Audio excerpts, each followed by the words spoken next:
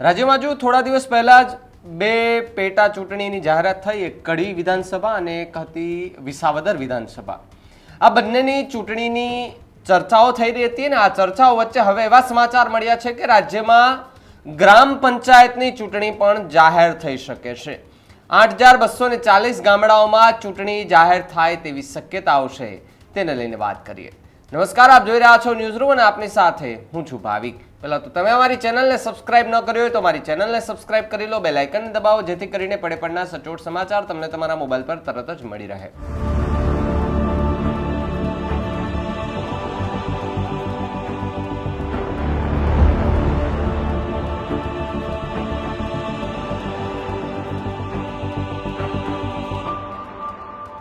ગુજરાતમાં બાકી રહેલી 8,240 ગ્રામ પંચાયતોની ચૂંટણીનો માર્ગ મોકળો થયો છે, સંભવત જોવા મળી રહ્યો છે. આજે બપોરે ચૂંટણી પંચની ચૂંટણીની તારીખોનું એલાન થાય તેવી શક્યતાઓ છે.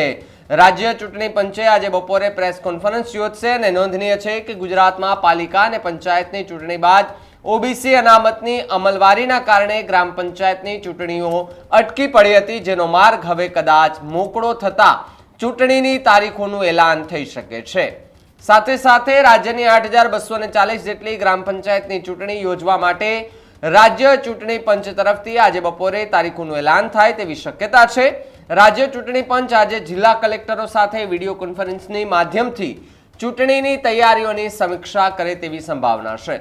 ગુજરાતમાં ગ્રામ પંચાયતોની ચૂંટણી માટે રોટેશન પ્રક્રિયામાં ઓબીસી માટે અનામત 10%થી વધારીને 27% કરવાની પ્રક્રિયા છે તે વિચારણા હેઠળ હતી.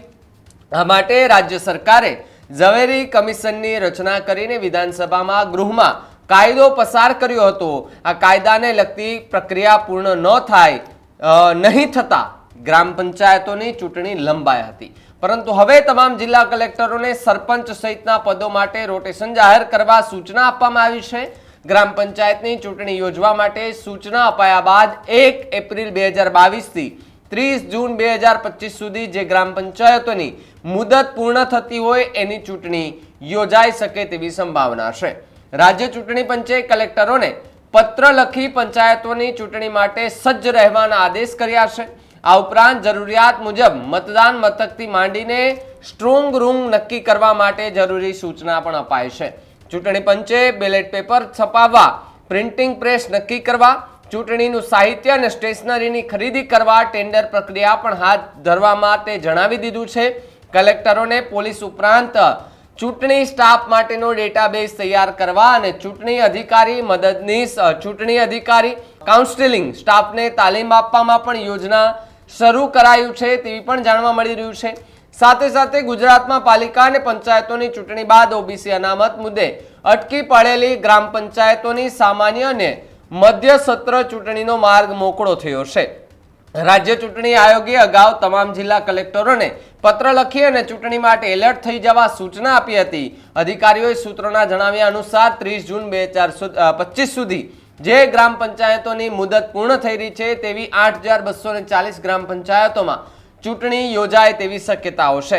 ગ્રામ પંચાયતોની ચૂંટણીમાં રોટેશન જાહેર કરવા સૂચના આપવામાં આવી છે અને હવે ગુજરાતમાં ગ્રામ પંચાયતોની ચૂંટણી માટે રોટેશન પ્રક્રિયામાં ઓબીસી માટે અનામત 10%થી વધારીને 27% કરવાની પ્રક્રિયા વિચારણા હેઠળ હતી. આ માટે રાજ્ય સરકારે ઝવેરી કમિશનની રચના કરીને વિધાનસભા ગૃહમાં કાયદો પસાર કર્યો હતો. આ કાયદાને લગતી પ્રક્રિયા પૂર્ણ નહીં થતા ગ્રામ પંચાયતોની ચૂંટણી લંબાઈ હતી, પરંતુ હવે તમામ જિલ્લા કલેક્ટરોને સરપંચ સહિતના પદો માટે રોટેશન જાહેર કરવા સૂચના પણ આપવામાં આવી દીધી છે.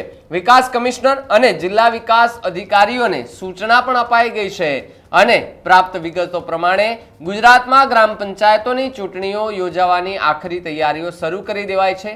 1/4/2022 થી 30/6/2025 સુધી મુદત પૂર્ણ થતી હોય તેવી ગ્રામ પંચાયતોની ચૂંટણી થશે અને આ ઉપરાંત વિસર્જન થયેલી તમામ મધ્ય સત્ર ચૂંટણીઓને લઈ પૂર્વ તૈયારી માટે કાર્યવાહી કરવા સૂચના દેવામાં આવી છે. રાજ્ય ચૂંટણી આયોગ દ્વારા વિકાસ કમિશનર અને જિલ્લા વિકાસ અધિકારીઓને તૈયારીઓ માટે સૂચના પણ આપી દેવામાં આવી હોવાના સમાચાર મળ્યા છે.